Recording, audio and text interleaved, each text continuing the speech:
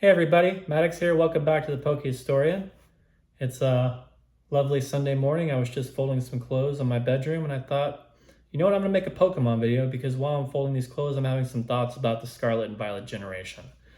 And as we know, it's coming to an end. We're on the last set right now. And I wanted to share what my thesis is for this video, and it's that essentially the Scarlet and Violet generation of Pokemon cards was almost a complete and total disaster. Dumpster fire, whatever you want to call it. And you're probably thinking to yourself, well, Matt, how could you think that? How could you think that this generation, which has been the most successful generation of Pokemon cards ever, was almost a complete and total disaster? Well, that's what we're going to talk about in this video, right? So to go back to the beginning of this generation, we have to start with the Pokemon Scarlet and Violet games. Now, as many of us know, these games were, to put it politely, not the most polished Pokemon games we'd ever had. In fact, they had a lot of glitches and issues with how they ran. And that really upset a lot of people. And it kind of just put a bitter taste in people's mouths, even though the game sold pretty well. You know, Pokemon games sell no matter what, which kind of sucks. You know, you wish people would vote with their wallets a little bit more, but I'm just as guilty because I got the game too. So who am I to complain? So you already had like the starting of the generation with some negative resentment towards just like a drop in the quality of like the Pokemon video games. And then if you look at the actual content of the video games, you have to look at the main mechanic of Pokemon Scarlet and Violet, which was the terrestrialization mechanic. And, you know, the funny hats, I guess, on the Pokemon are okay, but I don't think that those really got people excited like, say, Mega Evolutions or Gigantamax did, or all the regional variant Pokemon that were in Sun and Moon. And yes, I know that Scarlet and Violet had some regional variants, but I'm pretty sure that Sun and Moon had a lot more. So you got a game that's not running so well, and you got a new mechanic that's not really hooking people. And then the third and final prong of this was that this generation of Pokemon, I don't think it really got people real excited. You can tell that the design philosophy and how these Pokemon look has changed a lot. They're more geared towards like a much younger audience now. We're starting to see a lot more like humanoid type looking Pokemon. And we're even seeing Pokemon like based off things like Minecraft and everything, which is fine. You know, this is what the kids want. And I guess like brings more people in. And personally, like a lot of these new Pokemon have grown on me. I don't care. But what I am saying is that the design philosophy has changed a lot since like Gen 1, 2, 3, 4. And I think that turned off a lot of people as well. So with this in mind, you know, like I've always taken the stance that the video games are like the backbone that like the TCG and everything else, like in Pokemon, the anime, whatever else, the stuffed animals, the skateboards, all that stuff like are built on. Like it's the backbone, it's the framework, right? Everything revolves around the video games, which are just like the flagship. And so with that, when the Pokemon TCG started coming out with these Scarlet and Violet sets, you know, those first three sets, Scarlet and Violet base, Paldea Evolved, and Obsidian Flames, like they didn't really do much. It was pretty much crickets. Like there were still some people buying the cards and enjoying them. Like I bought some of them and I liked them. Like it was fun to actually have Pokemon cards on the shelves and be able to get them and open them casually. But they weren't really getting people that excited. And a lot of people weren't even into like the illustration rares at the time. And I think that's just because people were lukewarm on the generation. But I think Pokemon knew. I think either they knew or they figured out real quickly that this was going to be an issue, because what did we get in the very first year of the Scarlet and Violet generation of cards? We got 151, baby. We got a whole set based around the first 151 Pokemon, and it came out during the first year of the TCG. So like think about that. Like they needed an economic stimulus to the Pokemon TCG to like fire it up in the first year. Like usually they save like those big sets like that for the very end. So it's like they knew that like, or they, like I said, or they figured out very quickly that this generation of like Pokemon maybe might not be their strongest and was going to need some extra help to kind of push it along. And the thing is, if you look at it, like 151, it got some people back in, it got people somewhat excited, but like it didn't bring in as many people as they were hoping. And I saw this firsthand with my friends and family. You know, I'd be telling them about this set and people like, oh, okay, that sounds kind of cool. But a lot of the people I spoke to, like, I don't know if they really even started picking up 151 stuff until probably about like 6, 7, 8 months ago. So like it didn't really I think it gave like the Pokemon TCG like a little stimulus, but like it didn't bring in as many people as they were hoping it would. So then, like, fast forward, we have a few more sets come out. You have like Paradox Rift, and then what do we have? We got the specialty set of 2024. We have another Fate set, the third one. And it's like Pokemon knew, like, well, Hidden Fates was such a banger. Shining Fates did very well. Maybe like another like shiny based Pokemon set will bring people in. So they pumped us with another like super duper specialty set, like based around like shiny Pokemon. Great, I think that set did okay, but it didn't really set the world on fire.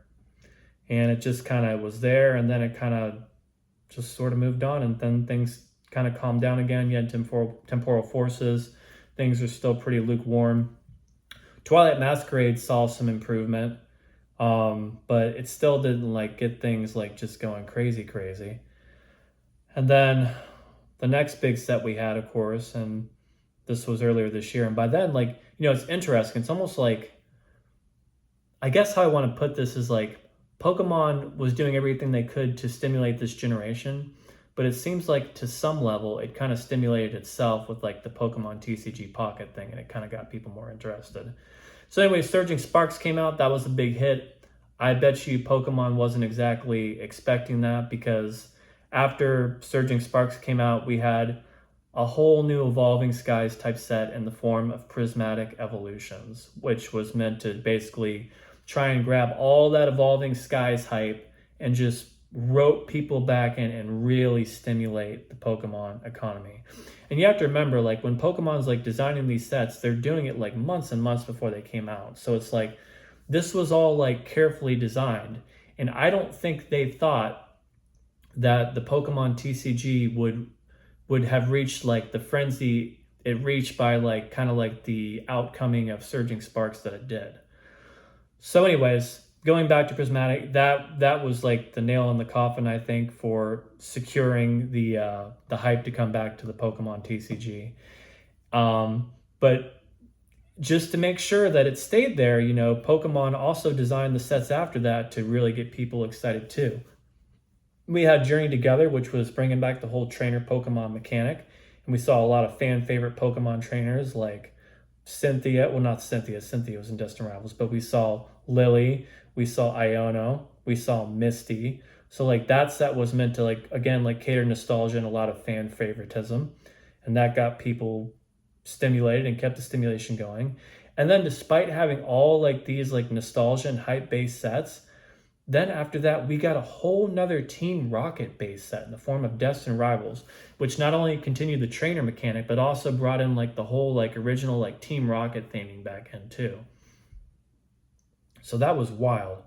And then most recently, just to like 100%, or I should even say 120%, lock in this generation's hype and like to lock in the revenue, they finished with a black and white set that had an illustration rare for every single Pokemon from the black and white generation.